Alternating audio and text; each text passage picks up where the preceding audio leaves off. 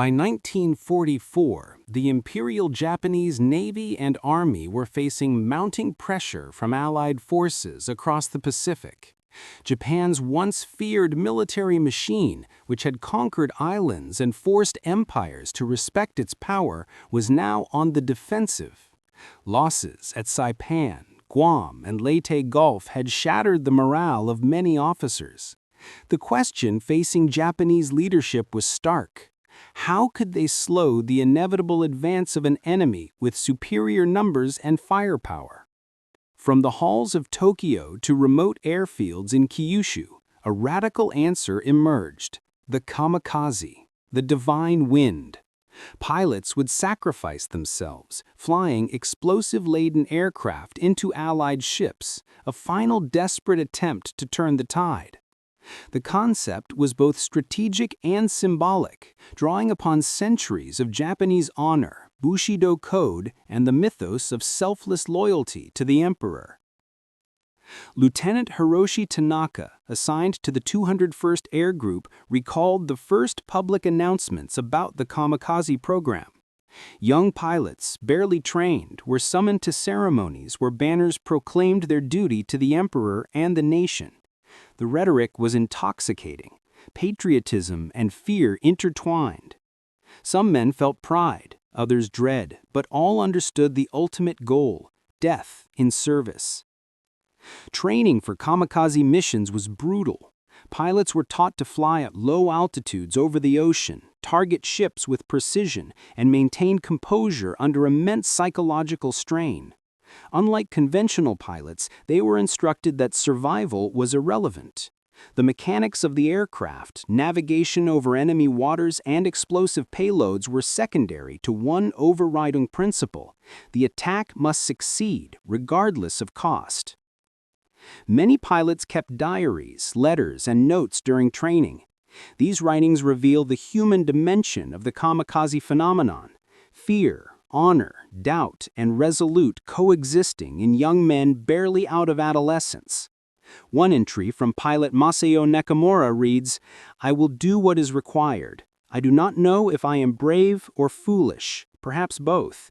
I only know that the emperor calls and I cannot refuse." The Japanese command justified these missions as a way to protect the homeland. Each kamikaze pilot represented a force multiplier, capable of destroying a ship that might require hundreds of conventional attacks to neutralize. Yet beyond strategy, there was a cultural dimension: the glorification of self-sacrifice, the eternal honor in dying for one's nation. Early missions in late 1944 revealed the terrifying efficacy of kamikaze attacks. At Leyte Gulf, waves of pilots targeted escort carriers and destroyers, sinking ships and inflicting severe psychological damage on the Allied sailors. Commanders on both sides noted the difference in these attacks: no retreat, no hesitation, no surrender. The pilots embraced death as a weapon. However, not all embraced the program willingly. Some young men attempted to evade selection, feigned illness, or protested privately. Military police suppressed dissent, emphasizing that refusal was dishonor and treason. Letters from these pilots express internal conflict: loyalty to comrades and family, fear of death, and the pressure to conform to societal expectations. Despite the human cost, Japanese leadership expanded the program, establishing dedicated kamikaze units, the Shinpu, Tokutai, and others, training hundreds of men in short periods. Airfields in southern Kyushu and northern Honshu became sites of intense preparation. Pilots wrote farewell letters to parents, sisters, and sweethearts, often framing their deaths as noble and necessary. In naval bases, technicians prepared the aircraft for missions.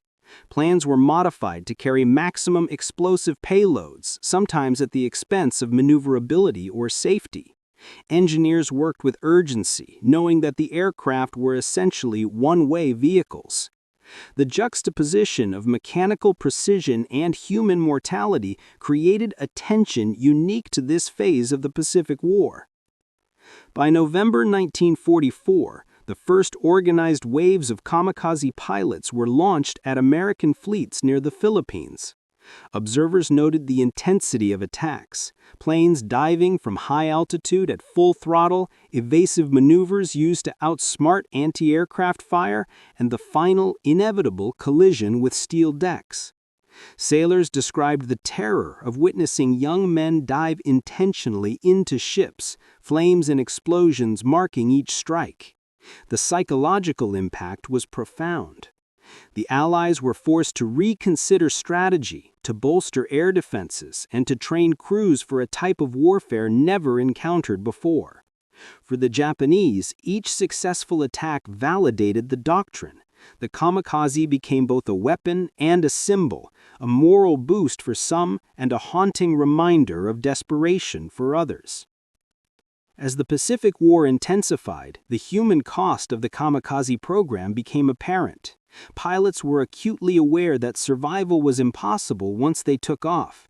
Yet in letters and diaries, many expressed a complex mix of fear, determination, and resignation.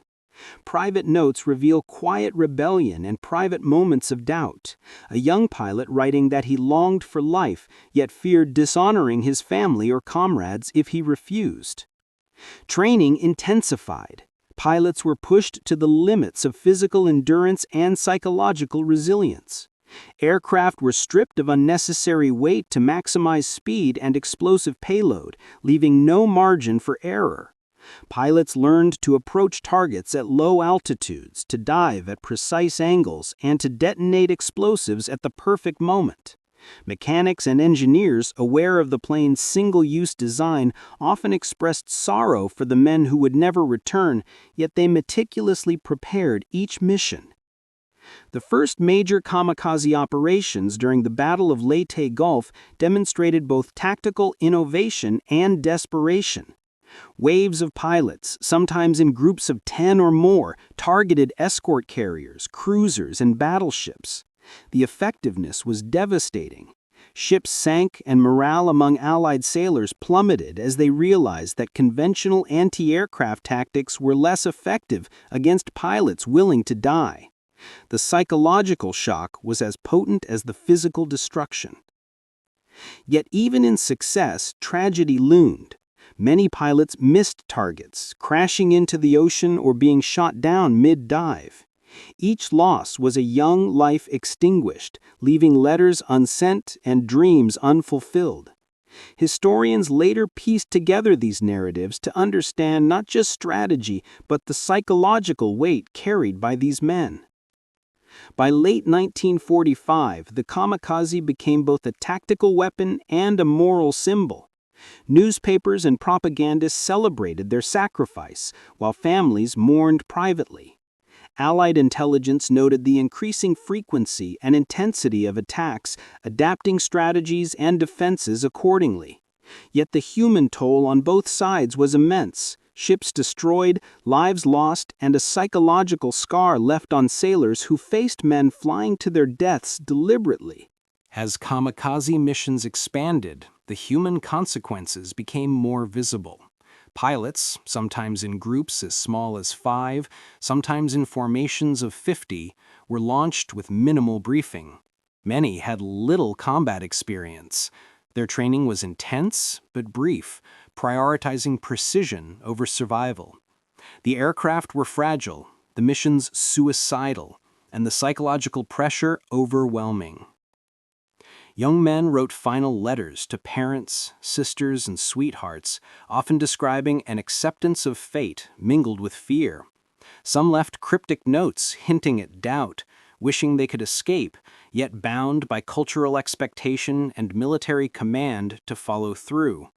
In barracks, pilots shared whispered confessions, fears of fire, water, or missing the target, often laughed off in group rituals to reinforce courage. Mechanics and instructors bore silent grief.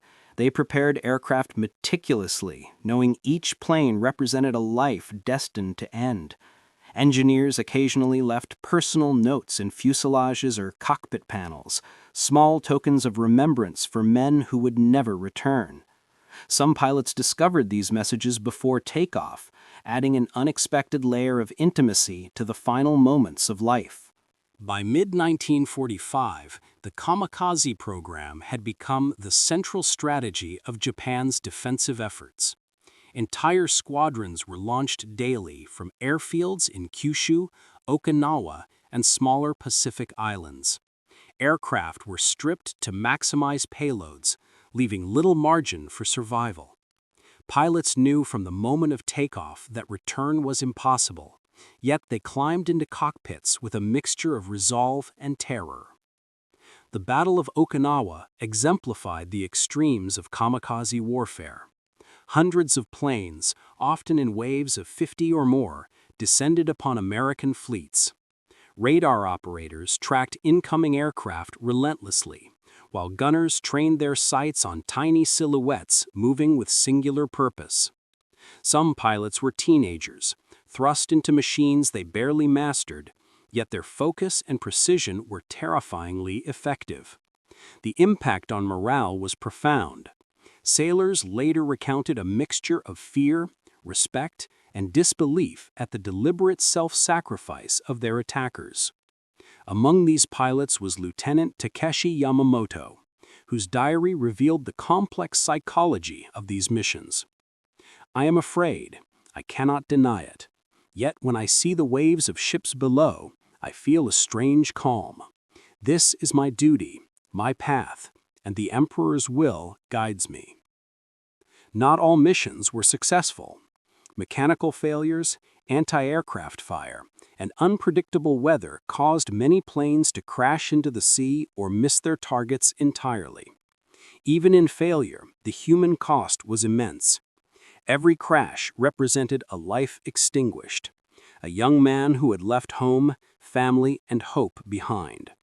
Survivors of these attacks, both Allied sailors and Japanese pilots who returned from aborted missions, were forever changed. The psychological impact on Japanese forces was staggering. Pilots faced relentless pressure to embrace death with courage, while officers struggled to maintain discipline and operational efficiency. Some questioned the morality of sacrificing human lives for a tactical advantage, yet the social and cultural framework reinforced compliance. Honor, loyalty, and fear of shame intertwined, creating an environment where refusal was almost unthinkable. Despite the cost, kamikaze pilots achieved tactical successes. Destroyers and carriers were sunk or severely damaged. Ship crews developed new defensive tactics, including early warning systems, evasive maneuvers, and coordinated anti-aircraft fire. These adaptations slowed the attacks but did not eliminate their threat. Pilots often flew at low altitudes to evade radar, employing unpredictable dive patterns and last-second maneuvers to increase their chances of hitting a target.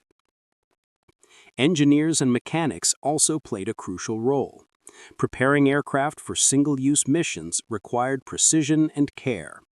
Every component had to function flawlessly, yet each plane was designed for destruction. Engineers often knew the pilots personally, sometimes leaving personal notes in cockpits or performing small rituals for luck. These small acts humanized the process dominated by death and machinery. The Allied response was relentless. Task forces adapted quickly, learning from each attack.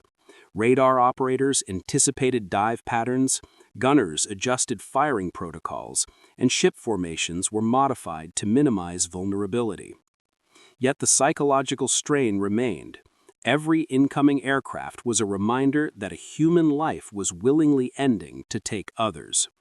Veterans described this as an almost surreal aspect of combat, facing an enemy determined not to survive. In the diaries of pilots, one recurring theme emerged: resignation mingled with pride. Some wrote that the act of flying into a ship gave their lives meaning, a final contribution to the nation and the emperor. Others expressed doubt, fear, and longing for life, often writing cryptic messages to family, apologizing for leaving them behind. The duality of bravery and human fear defined the kamikaze experience. As the war drew closer to Japan's home islands, the scale of kamikaze operations increased. Aircraft were launched from smaller, hastily prepared airstrips, often with minimal fuel and limited navigation tools. Pilots navigated stormy seas and dense clouds to reach their targets, relying on training, instinct, and the cultural weight of duty. Each mission became a microcosm of desperation, a young man in a fragile aircraft against an industrial war machine. Japan's surrender in August 1945 ended the kamikaze program, but the consequences reverberated for decades. Thousands of young pilots had died, their lives recorded only in diaries, letters, and fragmented official reports. Families mourned privately, while public discourse emphasized honor, loyalty, and patriotic sacrifice. For many survivors, both Allied and Japanese, memories of kamikaze attacks left lasting trauma. The sight of young men diving into ships, the sound of explosions, the uncertainty of survival. In the immediate aftermath, Japanese society struggled to reconcile defeat with the cultural reverence for sacrifice. Memorials were built in Okinawa and other islands, honoring the men who died while preserving the memory of the human cost. These memorials often included names, personal stories, and artifacts recovered from aircraft and battlefields. Survivors, scholars, and family members gathered to remember, reflect, and contextualize the sacrifices. Allied veterans also processed these experiences decades later. Interviews, memoirs, and oral histories reveal the deep psychological impact. Sailors recalling waves of planes descending with deliberate intent, witnessing death at close quarters, and struggling to reconcile the humanity of their attackers with the violence of the act. Many described a mix of respect, fear, and moral confusion. Historians have since analyzed the kamikaze phenomenon from multiple perspectives: military strategy, psychology, and culture. Strategically, kamikaze attacks inflicted significant damage, but could not change the outcome of the Pacific War. Psychologically, they highlighted the extremes of human obedience, fear, and ideological indoctrination.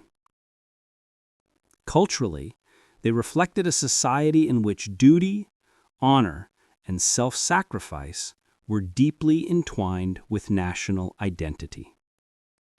Letters recovered from pilots provide intimate glimpses into their thoughts. One young aviator wrote, "I do not know if I am brave or foolish, perhaps both. My hand shakes as I write, yet I feel peace in knowing I fulfill my duty." Diaries also revealed the spectrum of emotion: pride, fear, hope, and resignation, coexisting in the minds of men confronting imminent death. Engineers and officers who trained these pilots carried survivor's guilt, reflecting on the moral implications of their work. The kamikaze legacy continues to inform discussions about human psychology under extreme circumstances. Researchers study indoctrination, moral conflict, and the coping mechanisms used by individuals tasked with certain death. The stories of pilots illuminate broader questions about obedience, courage, and the consequences of war. Memorials, museums, and films preserve these narratives. Exhibits in Japan and abroad display recovered aircraft, personal letters, and photographs, providing a tangible connection to the past. Educational programs examine the ethical, cultural, and strategic dimensions of kamikaze missions, ensuring that the human experiences behind the tactics are not forgotten. The final reflection is clear. The kamikaze were not merely weapons of war.